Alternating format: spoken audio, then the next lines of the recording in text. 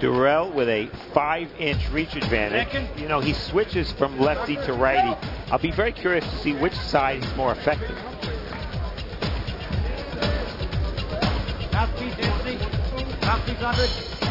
Here in California, no 3 knockdown, no standing 8. You can be saved by the bell in the last round only here in California. Referee or doctor can stop the fight. Referee, familiar face to us, Steve, Pat Russell. What a job he did in Vasquez Marquez 3. Man, I just couldn't believe it sitting in the 3rd row for that fight March 1st here on Showtime. Oh, here they go. And Hanshaw already has Dirrell down. No knockdown. Come here. No knockdown. No knockdown. Wow. Boy, it looked like Hanshaw just climbed all over Dirrell. Dirrell's not going to be able to run here. Hanshaw said, I love this small ring. Dirrell said, hey, I know Tony's coming, but he's too slow-footed and his hands aren't fast enough. Man, Hanshaw defied all of that in the first 5 seconds. And as great a job as we said Pat Russell did with Marquez Vasquez, I think that was a knockdown. I did too. His knee touched the ground. It happened right in front of us, so Dirrell is under siege here, and his face shows it, Steve. All right, free up those hands. Free them up. Stop. Steve, you hit on a very good point. Leon Lawson, the grandfather of Andre Dirrell. I want to see what he tells his grandson after the first round. That's a very shaky start.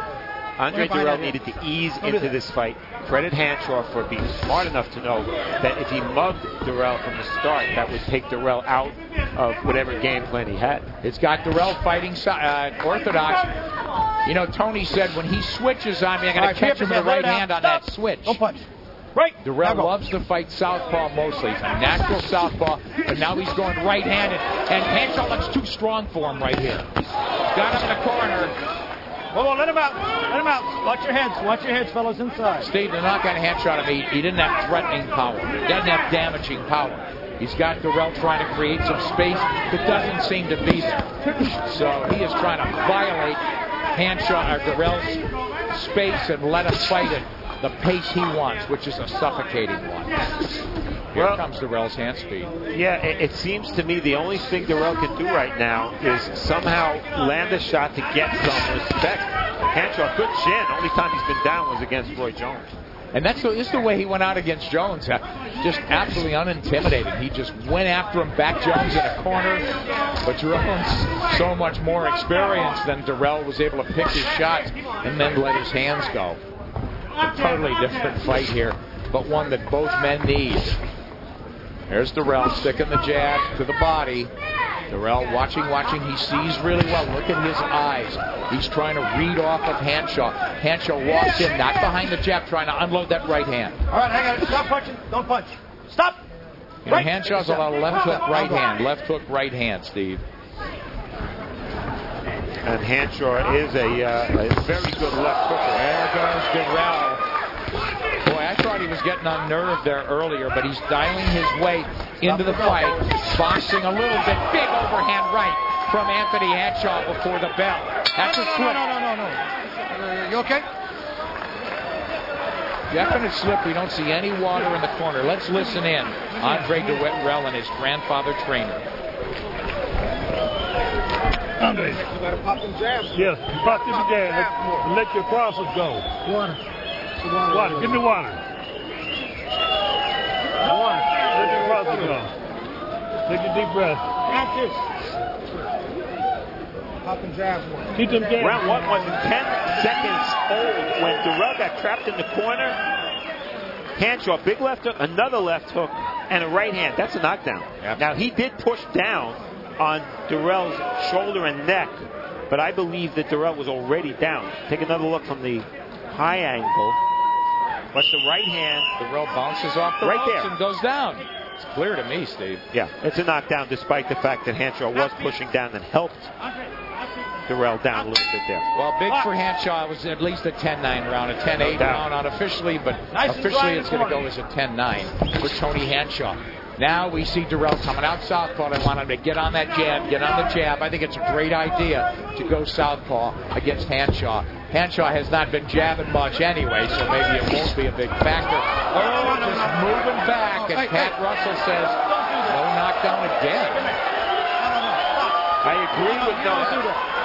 I agree with no knockdown, but it was interesting what Hanshaw did, getting in Dirrell's face there. A little psychological battle going on. Boy, he's violating his space. No doubt. Violating his space, and it really is unnerving Andre Dirrell. He doesn't have any room to operate. We saw him run and hide a lot against Curtis Stevens. Now there's nowhere to run, and he's been forced to slug. He's got to stand and trade a little better, use this ring. He's not able to control the pace of this fight because Hanshaw's really pressing the action beautifully. Walking, trying to close off the ring. Now Hanshaw comes up punching.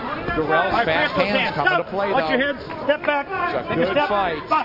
And in watching Dirrell try to hurt Hanshaw with some power shots, you say, is Dirrell a puncher? Well, that's a hard question to answer because with the exception of Curtis Stevens, whom he ran against, he really hasn't fought anybody where you can say, hey, he's obviously a puncher.